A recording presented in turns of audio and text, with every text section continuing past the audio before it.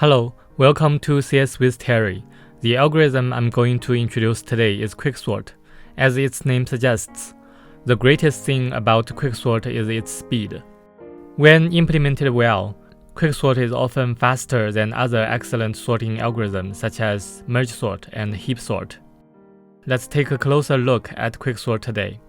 Like merge sort introduced earlier, the basic idea of QuickSort is also divide and conquer. Let's explain the algorithm with an example. Here is an array, and the elements in the array are out of order. We first randomly select an element in the array and call it the pivot.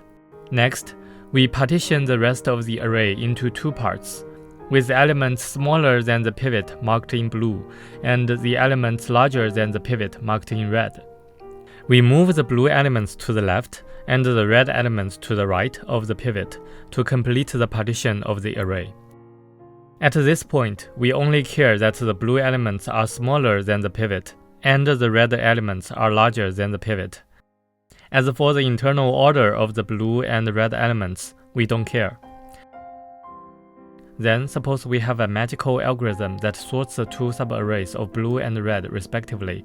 The original array will be sorted. So, the crux of the problem is how to sort these two subarrays. In fact, this problem is very simple. Sorting the left and right arrays is similar to sorting the original array. Therefore, we can use the same method to recursively sort the left and right subarrays. For example, when sorting the left subarray, we randomly select an element in it as the pivot. Move the elements smaller than the pivot to the left of the pivot, and move the elements larger than the pivot to the right of the pivot. That is, a partition is performed on this subarray. Next, we proceed to the next level and sort the subarrays recursively.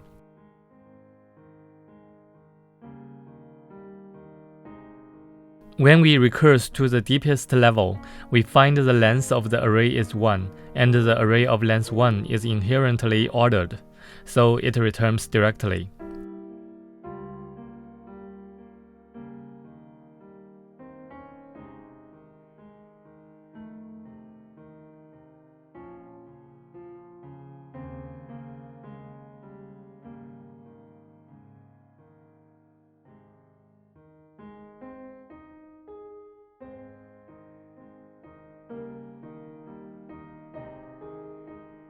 When the recursive operation is completed, we will find that the entire array is already in order.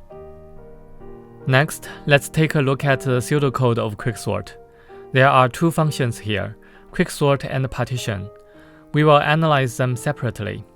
In the QuickSort function, we want to sort the elements in the array A in the closed interval from L to R. First, we check whether R is smaller or equal to L. If it is, it means that there is at most one element in the subarray.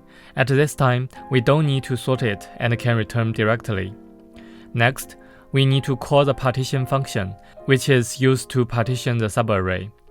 As we have just introduced, what it does is randomly selecting an element within the closed interval of L and R as the pivot, and moving the elements smaller than or equal to the pivot to the left of the pivot, and the elements greater than the pivot to the right.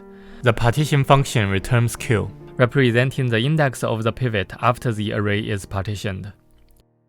After using the pivot to partition the original array into two subarrays, we need to recursively call the QuickSort function on these two subarrays, which sorts the elements in the intervals L to Q-1 and Q+1 to R.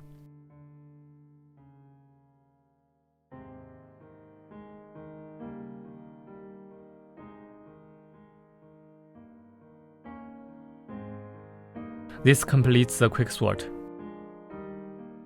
We can see that the most important operation in QuickSort is actually the partition operation. Next, let's look at the partition function, which is used to randomly partition elements in L and R in the array A. At the beginning of this partition function, we randomly select an integer p in the closed interval L and R, which represents the index of the pivot. we can temporarily move this pivot to the far right of the array, i.e., swap AP and AR. Then, we need to partition the array based on the pivot. We design two pointers I and j. They both point to L at the beginning. Next, j iterates from L to r-1 and compares every element of the array to the pivot. If the element aj is less than or equal to the pivot, then swap ai and aj, and advance the pointer I one step. Otherwise, we just advance the pointer j and check the next aj.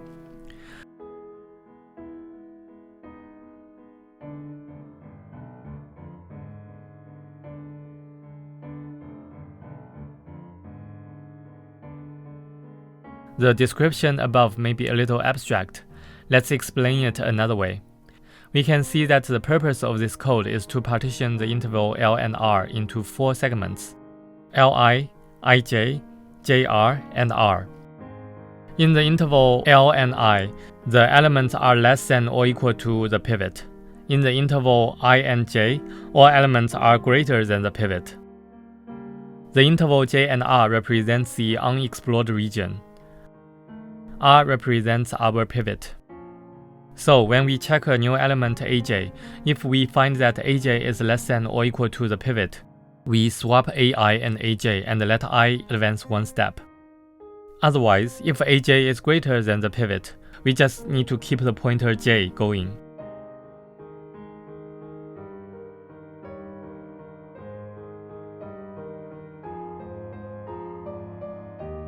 When the loop ends, we find that the elements in the L and I interval are smaller than or equal to the pivot, and the elements in the I and R interval are all larger than pivot. Finally, we swap AI and AR, which moves the pivot to the middle of the left and right subarrays. We'll find that I happens to point to the pivot at this point, and we return it. This completes the array partition process. This is the complete pseudocode of QuickSort.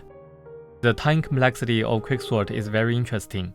In the worst case, the time complexity of QuickSort is O(n squared), but in the average case and the best case, it has time complexity of O(n log n).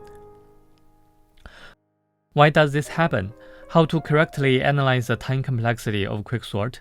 We will explain it in the next video. That's all for today. If you like our video, please press the like button, subscribe to our channel, and share it with your friends. See you next time.